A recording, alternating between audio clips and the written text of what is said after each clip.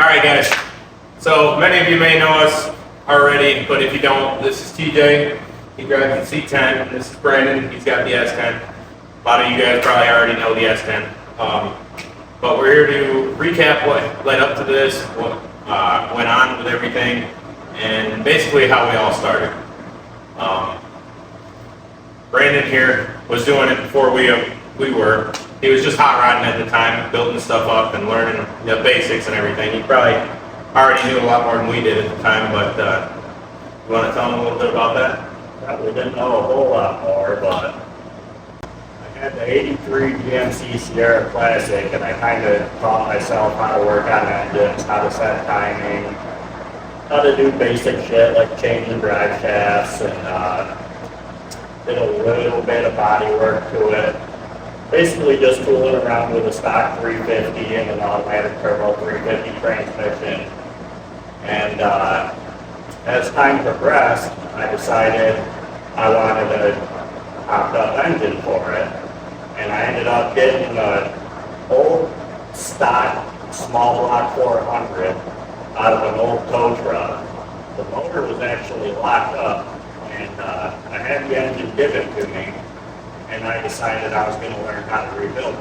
And mind you, I didn't even know how engines worked at the time. But after hundreds of YouTube videos and going down to a machinist in Watkins, Wade, and dropping a whole engine in his lap and saying, I want to rebuild it. Wade took the time and he'd sit there on the shop floor and show me how to put compression rings on the pistons and tell me how to assemble everything, and then I would go home, lock myself in the garage and do everything that he told me to do, and I would refuse to let anybody else help me with building it. And after the better part of a year, I came out with a freshly built small block 400 with camel hump heads that I thought was hot shit, and it ran good. But of course, as time goes by, you want to go faster and faster, and it's hard to go fast in a lifted 4x4. So I started looking for a smaller car or truck, and at the time, Street Outlaws was big, so of course I wanted a Nova or an S10. Well, this S10 comes up for sale down in Bath, and my grandfather and I went down and looked at it. And for the most part, it was everything that the guy said it was. There was a little bit of rust on the driver's side floor, but it was well worth the price, so we snagged it up, took it home, and it had a 350 in it with 305 heads, and the fuel hose plugged into a vacuum port on the carburetor.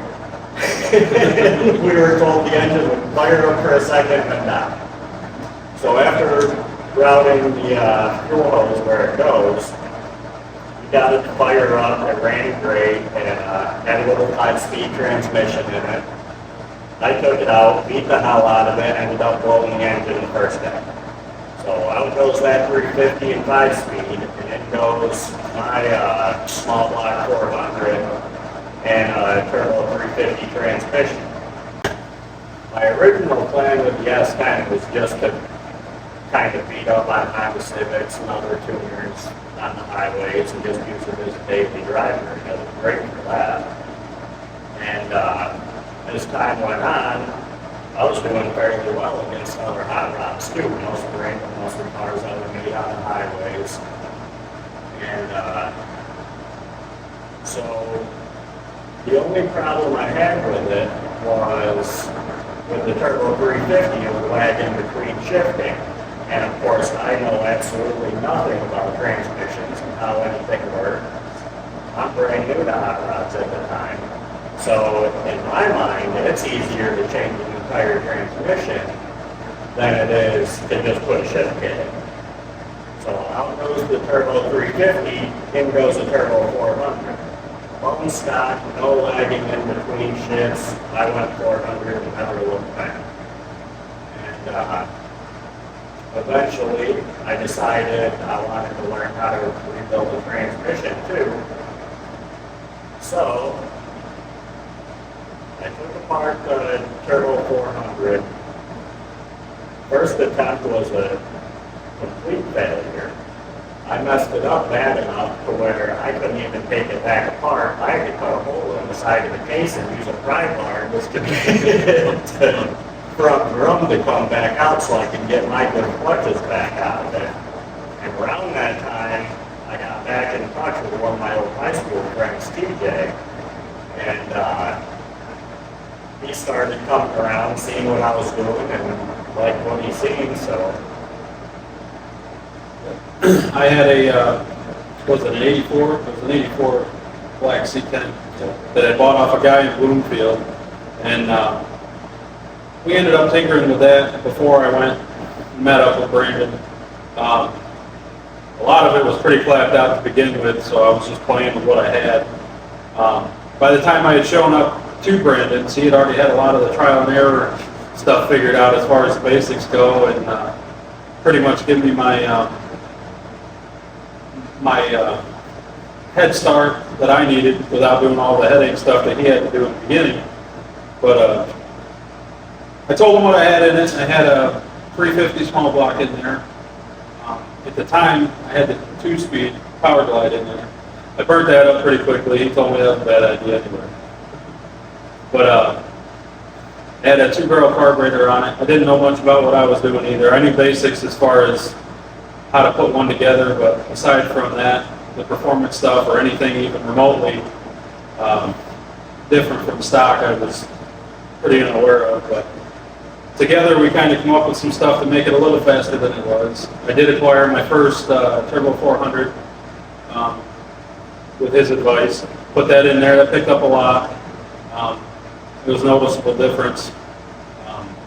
Then I got talking with his grandfather about a truck that he had there, and made a pretty good deal with me. I actually thought he was joking with me, but it's a pretty nice truck. Ended up making a deal with him with that truck.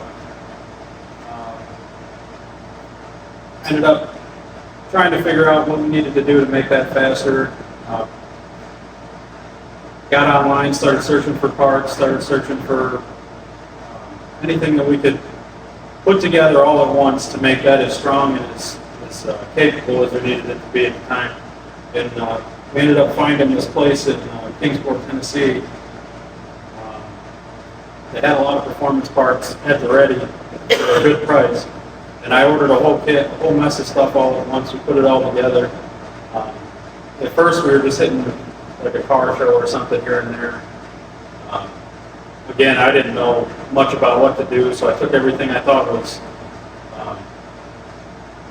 irrelevant to what we were doing out of the truck, kept all the factory-looking things in there, and ended up being a pretty tough little motor for, it was a 406 kit that I bought. It was a rotating assembly, and I don't remember if I got the block from you or somebody else. I think I bought it from a friend of ours. Yeah. Tony's father. Another buddy of ours, Tony. His father had one, and he asked me if I wanted to buy it. Brandon, I ran all this by Brandon, and he told me it was a pretty good motor. I had the machining done by Wade, same place Brandon took his first stuff. And with Brandon's help, we put the rings and the rotating assembly all together and everything. I didn't know nothing about piston rings. I didn't know nothing about how to gap anything. I didn't know anything about like valve train timing or anything. So with his help and stuff that we had learned along the way, we got it pretty lined out, and we got lucky because the very first time we got it fired up and everything went really smooth. And then it was just little stuff from there, like upgrading the fuel system, trying to save weight in certain places. It was fairly stock for what it was. Then we ended up linking up with the guys from Bath. And ended up doing some stuff down there. That was our first real. I come along in between that, and what we were doing was pretty cool. So I started recording. Before this, we were just tinkering, and we had videos, but it was all personal use, just seeing what we can do to change everything. But yeah, then you guys went to bat. Yeah, well, what led into that was basically going to car shows, screwing around on the highways, racing random people. One night I'm feeling cocky on Facebook, so I just put an open call out to anybody. And the guy that I bought the truck from, the S10 from, he tags one of his friends named Chuck. Well, Chuck reaches out to me and tells me that if I think I'm fast, I should come down and hang out with those guys one of these nights, and they have the top 10 list on the street. So I called TJ, he said he's in, so down to Bath we go. And at this point in time, I still have a fairly stock small block 400 in mine. It's still a factory rotating assembly with micro pistons, cam and one heads, and a flat tappet cam. And I think I'm like the world on fire. And so we go down there and meet all those guys. They end up being a great group of guys. We got along great with them. One of them turned out to be somebody I went to high school with briefly, named Bruce. And we've been good friends ever since, and we've always kept in touch with the bad guys. Well, our first attempt at their list didn't go quite right. Some of their cars weren't ready, and we were under the understanding that we could skip them on the list, and as long as we kept working our way up, our standing on the list would hold. Well, I don't remember how many we went through that first night, but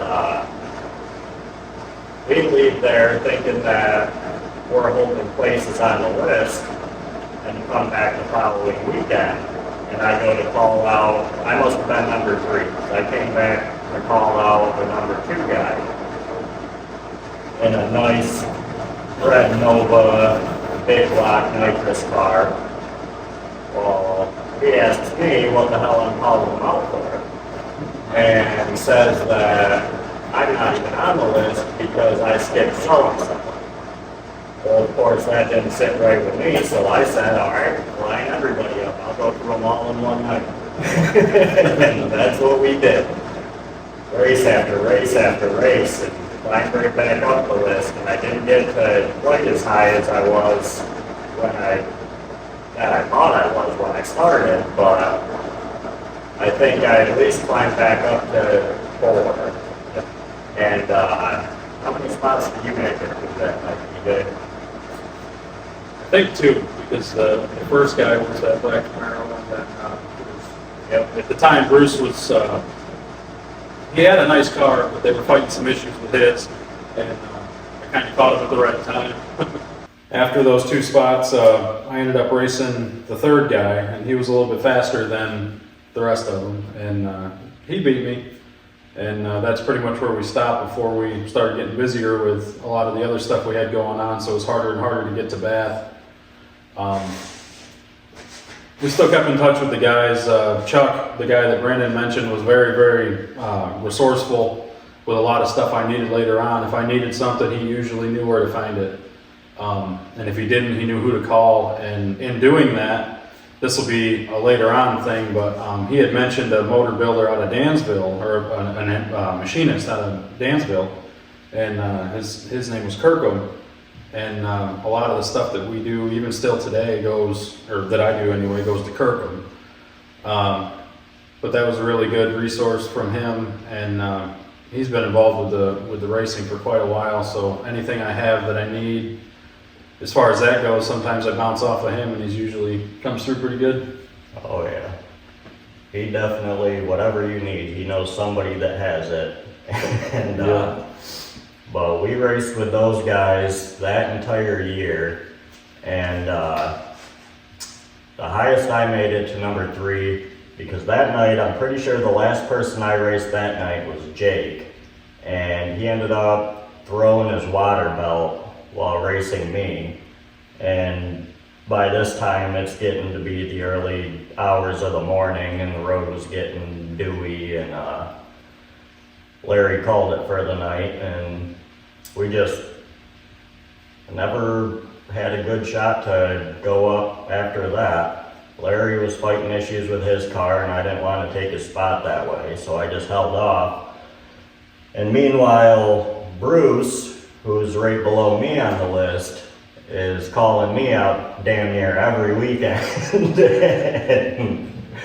I don't even know how many times we raced Bruce, but still to this day, one of my favorite races was against Bruce, and I don't know how he did it that night, but normally we were a pretty good race, and as soon as the light would click off, I'd jump out, maybe a fender on him, and it'd stay about that way the rest of the way.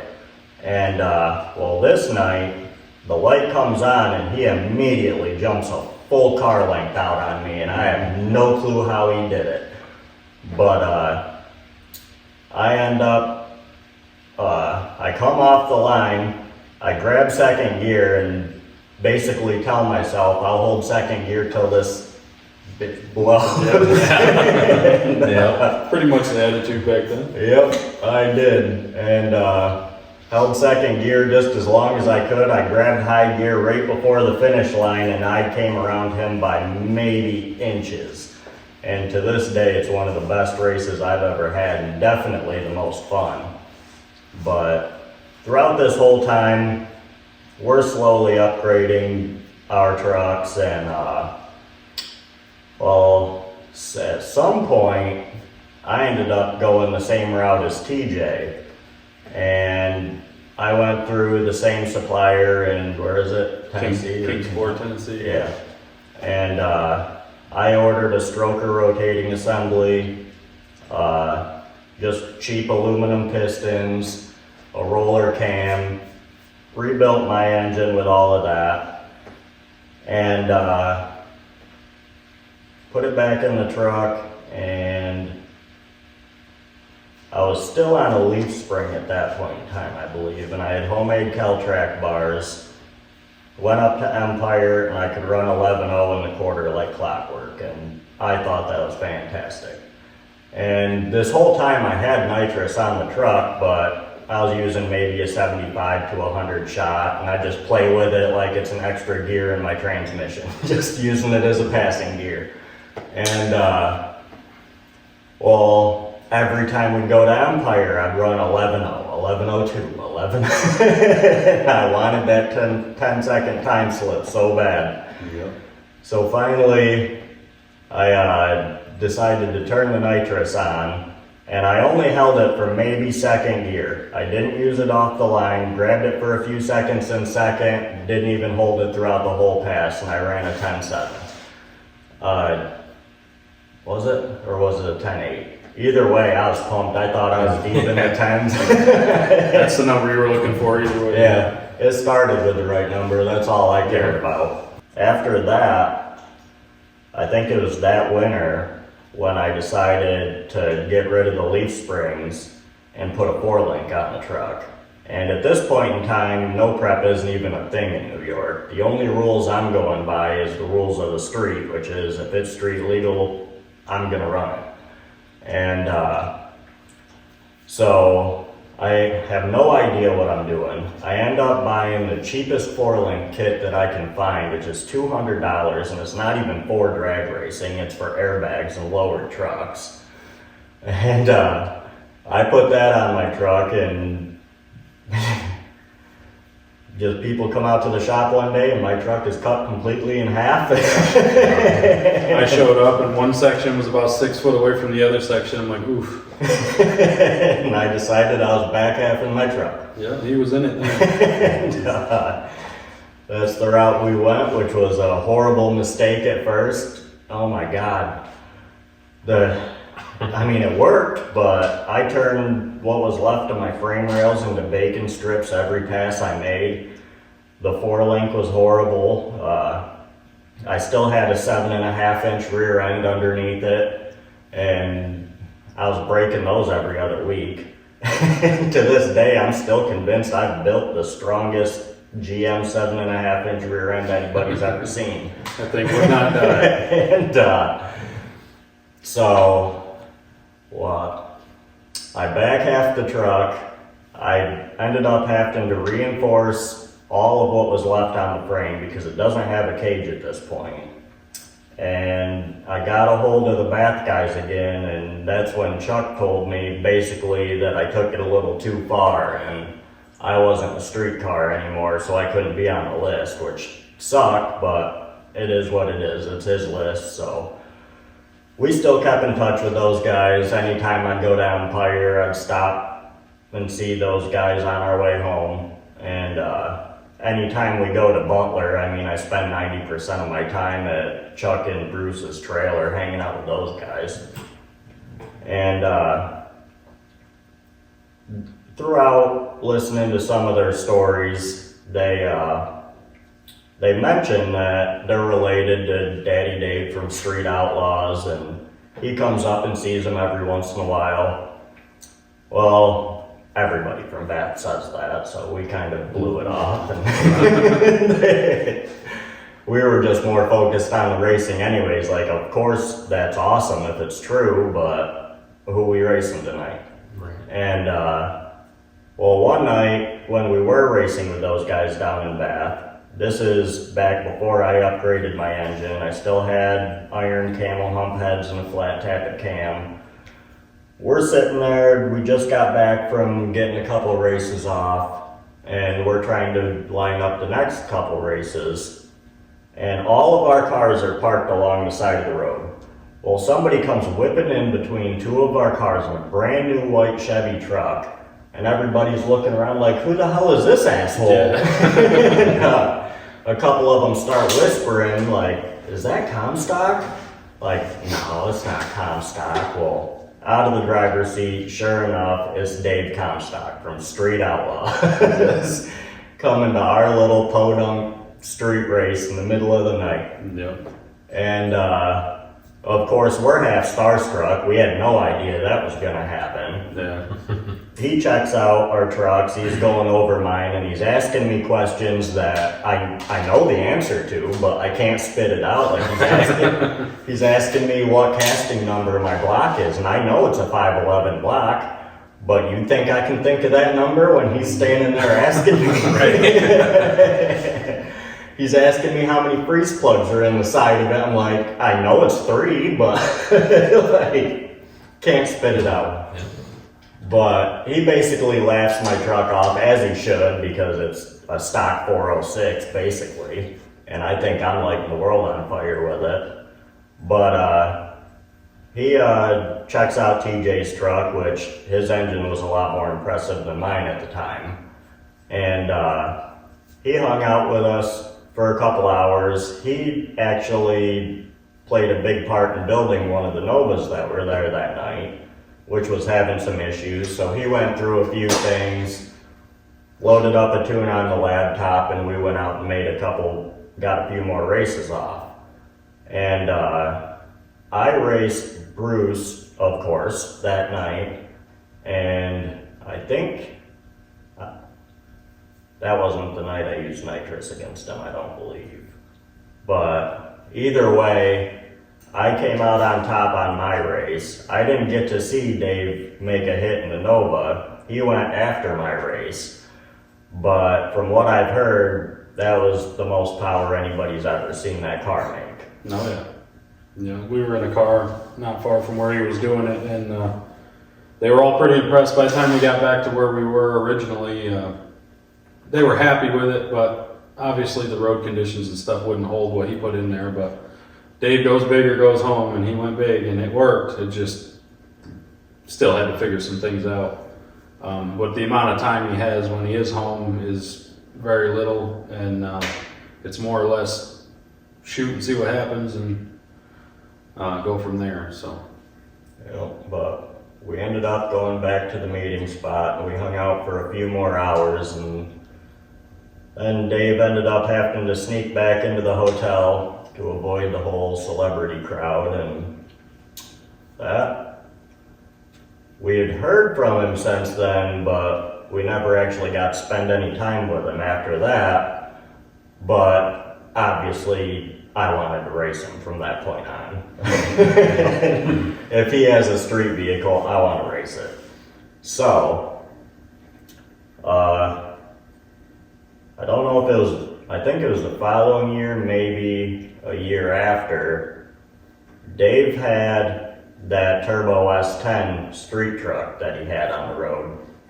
And that truck was seriously impressive. And I heard that he was bringing it to New York, so of course I sent word down to Bath that I wanted to run him in mine. I know I let the guys in Bath know that I wanted to run the S10 and to let me know when he was in town. And for some reason, I want to say I missed him the first time. And throughout this whole time is when Dave was shooting the OG show, there was one other show, and No Prep Kings. So he had very little time to do anything, and having a car shipped to New York was nearly impossible for him.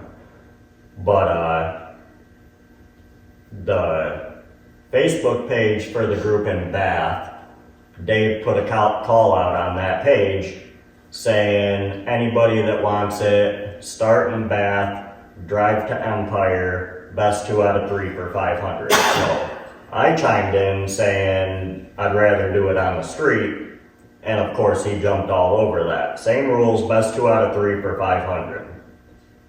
He said bet, and he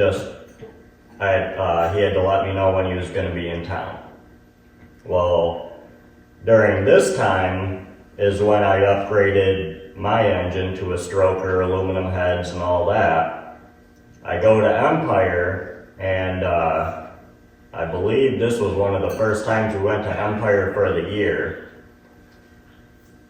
They went through my truck, asked if I was going to use nitrous. I said no, and blah, blah, blah, blah, blah. They asked how fast it was going to run. I said, I don't know, 18 seconds or something like that.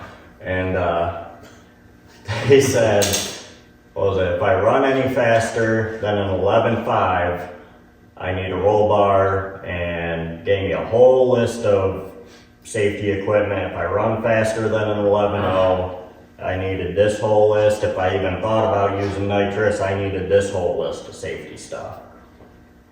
Well, I went out there, and it's just a test and tune, but I got lined up against another local S10 from a town over, and I, of course, want to win. I want to make a statement, so I definitely didn't hold back against him, and I ended up blowing the transmission line half track and still coasted to a bottom 11 second. Come back down the return road, and they said, you got to go until you have this whole list of safety stuff, including a roll cage. So I went to work on safety equipment for the truck, putting a cage in it. I ordered a pre-bent cage, and of course I do all of my own work, my own engine, my own transmission, rear end, cage, I do it all. So I gutted the truck out, went to work putting the cage in it, and while my truck is completely torn apart and I'm putting the cage in it, I hear that Daddy Dave's in town with the S10. And there is nothing I can do about it. I scrambled trying to get the truck put back together. I asked my buddy Nick Kellogg, because he was in on this too, if he had heard anything. He hadn't heard anything yet. Well, I throw my truck back together, get it fired up, go make a test pass, good enough for me, and then I find out that Dave left town that same day. So I missed my chance again. And of course, Dave's a busy man, goes back to filming, has hardly any time at home, and trying to get one of his vehicles to New York is even harder yet. So time goes by, we just keep that on the back burner and keep doing our thing. And around this time, I think, is when TJ switched gears into dirt cars, and David stepped up to help me with the drag racing program. And it was basically us two, and at this point, we don't know any, like, fast street racers in New York. We know the True Street crowd, And No Prep is brand new, so we go and try our hand at No Prep. We went to a Rochester race back when 585 ran that race at the airstrip, and we didn't like that at all. Like, I didn't like how they ran things, didn't like how they had it set up to where after your race you can't just go back to the pits, you have to go clear to the other end of the airstrip, wait till everybody else runs, then follow a pace car back to the pits. It just wasn't our thing, so we never went back to that one. Well, Samson starts up the following year, and we go and check that out, and we love it. Samson's awesome. So that's where we focused all of our energy, and of course, going to Samson, we meet a lot more actual No Prep racers that have 10 times more experience than what we do, and they tell us what we're doing wrong with our 4-link bars and our tune-ups. And following No Prep rules, my truck can't run in street class, even though it's registered, insured, inspected, it's fully street legal. I can't run it in street class because of my janky ass 4-link setup. So we enter small tire and try to get down with the big dogs, and we get our asses handed to us every race. Yeah, it was predictable before we even left the shop. But I always said I want somebody to hand me my ass because it just drives me to be faster. So every race we'd enter small tire, we'd get taken out first or second round and make a list on how we need to be better and faster. And Lots of camera work. We were watching everything on that truck. I was laying on the ground looking up underneath it because, of course, I didn't have a GoPro at the time. I didn't have anything to stick under the truck and watch, the suspension work, and we pretty much didn't have nothing to go off of. So we were trying everything and anything to adjust this thing to work, but slowly. yeah, and we learn crazy stuff that you'd never learn on your own or without a camera. Like throughout this whole time, I'm still running a GM 7.5-inch rear end with chrome ollie axles. Like, it's taking the power I'm throwing at it, but putting a camera on it, the axle tubes are actually folding in, and my janky little 4-link bars, the bottom bars are bending up on the hit, and that's so much wasted energy. And I did everything to make that 7.5 stronger. My thinking on it is it's less rotating weight, it's a lot smaller, lighter rear end. It should be a faster rear end. Well, it's not when you're wasting that much energy on flexing. And I finally just demolished that last rear end I built, and I did everything to it. I welded the axle tubes, had the most expensive axles I could find in it. The internals of the rear end could take the power, but I eventually bent the axle tube so much that it shattered the actual center section of it. You can still go out there and see it smiling. Yeah. And of course, several drive shafts later and exploding that rear end, I finally threw in the towel, said I'd put a Ford 9-inch in. And had another drive shaft made for it. And of course, I do all my own work, so I rebuilt the 9-inch, I narrowed it myself. I worked with Quick Performance to get all the internal parts made for it, which was a headache in itself. That's a whole nother story, but we had a tough rear end under it. We go out to our local No Prep to Samson and immediately shave, 3 or 4 tenths off of our time just with that new rear end. And it blew our minds. We didn't understand it. Yeah. Well, as luck would have it, and of course me cheaping out on a couple things, I still had an old used ring and pinion in it. So we go to Empire thinking we're cocksure of ourselves. Oh yeah. We're actually not going to break anything this time. So I go up there, I make a motor pass, and it runs good for motor. Like, I do a decent little wheelie, it takes everything. I'm happy with the ET and mile per hour and everything. I say, screw it, I'm gonna turn the bottle on for this next pass. And mind you, I've only been racing no prep, so this is a 300 shot, no ramp right out the gate. My blue. Yeah, on Empire surface. Yep. So, I pull up and I let her eat right out of the gate, and that front end comes up about 2-3 feet, and that rear end said nope. And it sheared all the teeth off the gears and locked up mid-wheelie, and I come crashing back down. Yeah, that hit hard. It never actually touched the surface. It just bottomed out the suspension real hard. I cannot believe I didn't hurt anything else on that truck, but again, there goes another drive shaft, another rear end, and back to the drawing board we go. And we have a no prep race coming up fairly soon, and I cannot find 411 gears anywhere. I do find a set of 430s, so we throw them in the truck and thinking it would actually better match up our finish line RPM. Well, for some reason, ever since that day, we lost 2 tenths right off the top. Yeah. And it's been a struggle trying to get it back. We've recammed the engine, we've supported the 4-link bars, we've gone through every inch of that motor. And I just can't match the times that we ended last year on. And then, what was it? TJ decided dirt track wasn't for him anymore and finally came back this past winter. And now he's coming back to a whole new world because now we've jumped 10 steps ahead in the hot rodding world of drag racing. Yep. And when he left, we barely knew anything about a roller cam. Right. Basically, we thought a hydraulic roller cam was hot shit. Right. And, so he had a steep learning curve coming back, but well, of course, he's always caught on quick and basically explain something to him once and he gets it from that point on. Yeah, I was gonna say it was basically a crash course. Here, you know, this, and this is what needs to happen, and if it don't work, try this. And you know, we're still working on this thing, but for the most part, it's all soaking in pretty well, and we're making it work.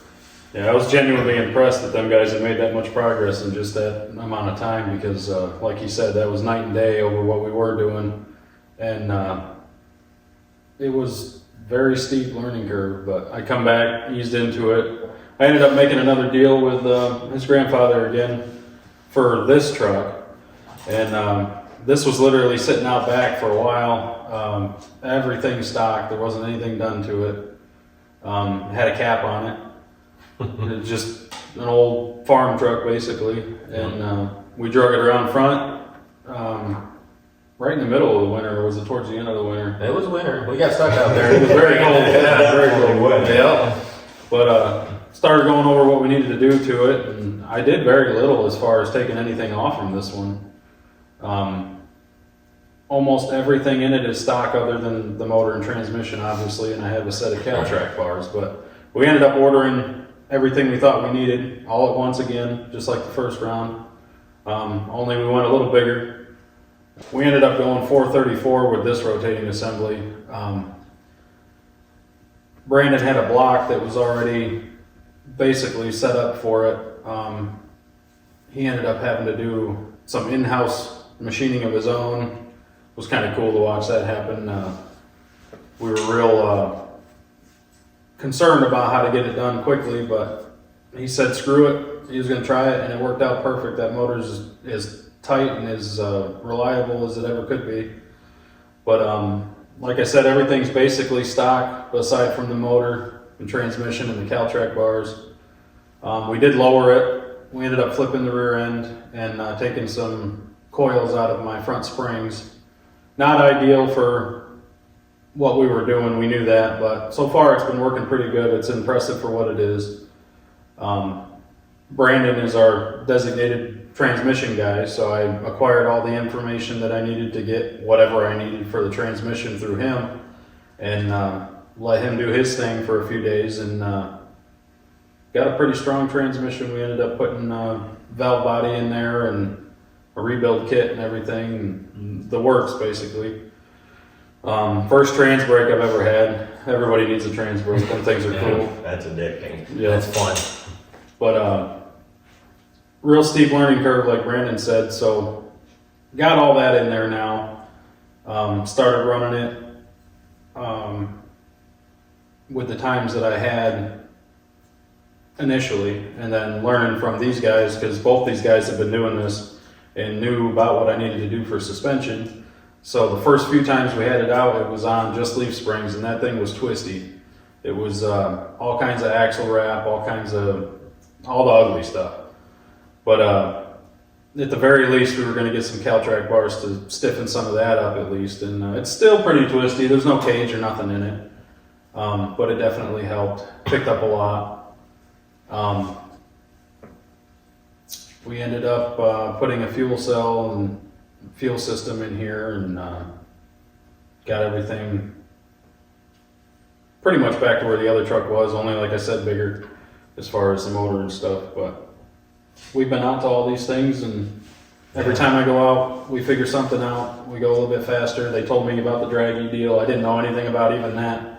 So we can keep track of it and everything, and it's all improvements every time we take it out, and it's been working really good.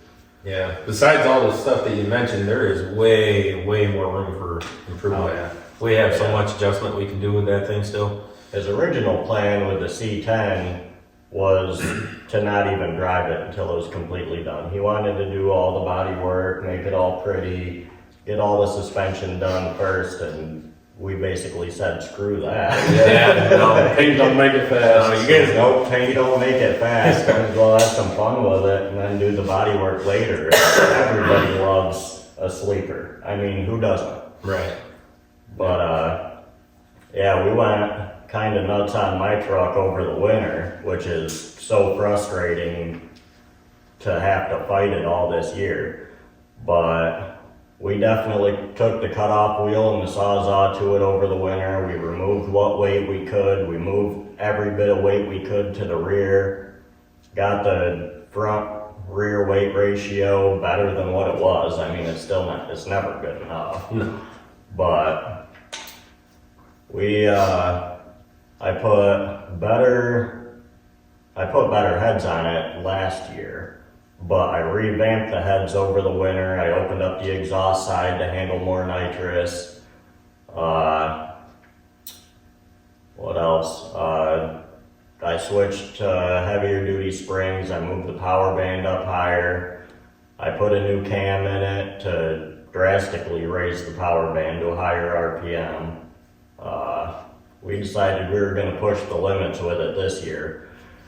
And That was last year's fault. We hit a plateau. We were stuck, and it didn't matter what we were doing to the truck. We were just kind of making the same number. It was consistent, but we were looking for improvements, so it kind of frustrated us. Truck was running great last year. Like, we had no complaints. It hooked off the line. It was running great numbers for what it was, but it had a low RPM, real mild, solid roller cam in it last year, and we just hit the wall. We couldn't go any faster. So to revamp it this year, we raised the power band up.